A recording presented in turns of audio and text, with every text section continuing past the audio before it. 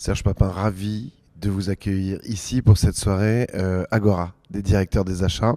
Alors, est-ce qu'on peut faire un petit focus comme ça sur l'évolution de la société, des consommateurs, des clients et des citoyens finalement? Oui, tout est en train d'évoluer. Puis finalement, le commerce, il n'est que le miroir de la société. La société change, les consommateurs, ils veulent consommer mieux et ils ont conscience qu'il y a une relation entre ce qu'ils mangent et leur santé, par exemple. Et ils sont aussi attentifs aux filières, à la rémunération des paysans, à l'emploi.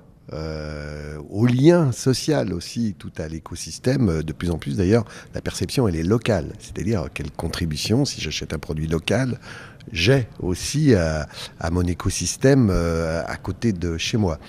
Donc c'est tout ça qui joue. Et puis aussi, on a un phénomène de métropolisation, c'est-à-dire que la France s'urbanise. Il y a 22 métropoles qui siphonnent un peu tout l'emploi, toute la richesse. Et on voit bien d'ailleurs, le mouvement des Gilets jaunes incarne cette espèce de fracture territoriale.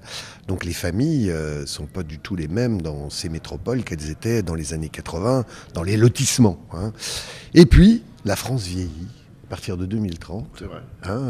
nous régressons en population. Alors quand on met tout ça dans un shaker, qu'on agite, il ressort des choses évidemment complètement différentes. C'est plus les grands caddies dans les grands hyper qu'on remplit tous les 15 jours. C'est plus une fragmentation de l'offre. Et donc on peut dire que oui, rien ne sera plus tout à fait comme avant. Une prise de conscience du consommateur, donc inévitablement les marques ont dû elles aussi réagir. On le voit de plus en plus, justement, des marques qui consultent leurs clients pour développer des produits. Est-ce que vraiment ça se vérifie? Oui, je pense que la période est à la co-construction.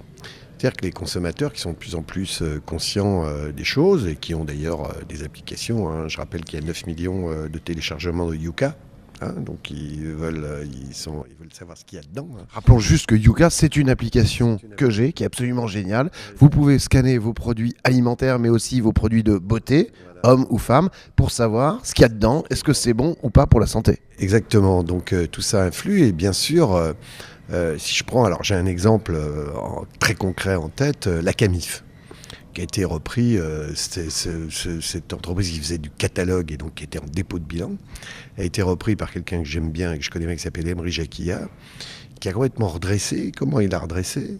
Il a mis ensemble ses collaborateurs, des experts et ses clients. Et il a commencé à créer des petites séries de meubles fabriqués en France, dont il assure le SAV pendant 10 ans au moins, et les pièces détachées, c'est pas du jetable. Et donc, ça marche bien parce qu'il a créé une communauté. Parce que dans la co-construction d'un produit, par exemple, il y a une communauté qui se crée et qui adhère à l'enseigne ou à la marque pour la vie à ce moment-là. Alors, il y a le côté écologique, il y a le côté aussi franco-français, donc tout ça c'est important chez nous. Revenons à la thématique de la soirée. Les impacts sur les circuits courts et sur est-ce que ça change finalement la donne du retail? Oui, bien sûr. Alors, la période est ce qu'on pourrait appeler à l'intégration. Et l'intégration, c'est raccourcir les circuits, bien sûr. C'est faire en sorte qu'une filière puisse s'organiser ensemble, une production, une transformation, une distribution, voire une consommation avec l'adhésion des communautés. C'est un circuit très court.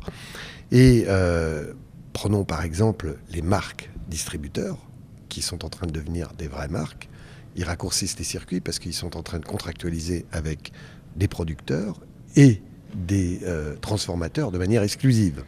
Donc ils raccourcissent les choses. Quand on prend par exemple des modèles comme l'agriculture qui est très performante, l'agriculture dans les pays d'Europe du Nord. C'est une intégration là aussi où il n'y a plus de rupture de charge. Il n'y a plus des fournisseurs d'aliments animaux, des gars qui produisent, un abattoir, des transformateurs. C'est le même qui fait tout ça. Donc il raccourcit les choses et il n'y a qu'un seul centre de profit aussi, souvent. Et donc, ça permet de créer de la valeur et de la répartir sur l'ensemble du circuit. Et puis aussi, ça permet à des producteurs, à des agriculteurs par exemple, de commercialiser tout de suite leurs produits, les AMAP, les marchés qui se premiumisent, Le digital, bien sûr, qui permet à des grandes plateformes aussi de vendre directement des produits d'un producteur. Et puis, toutes les marques qui se retaillisent. Regardez Nike, par exemple. Oui. Il vend plus de produits maintenant par Internet que dans les magasins. Et dans ses flagships à lui, dans ses magasins à lui, qu'il n'en vend avec Intersport ou Sport 2000 en France. Donc c'est quand même là un sacré raccourcissement du circuit.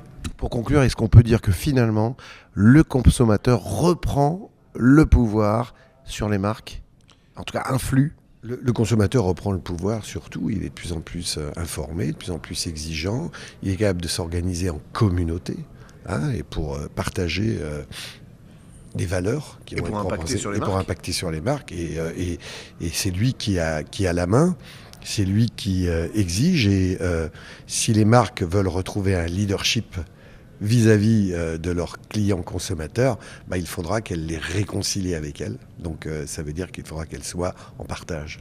C'est plutôt tout ça une bonne nouvelle. Voilà, merci. Merci à vous.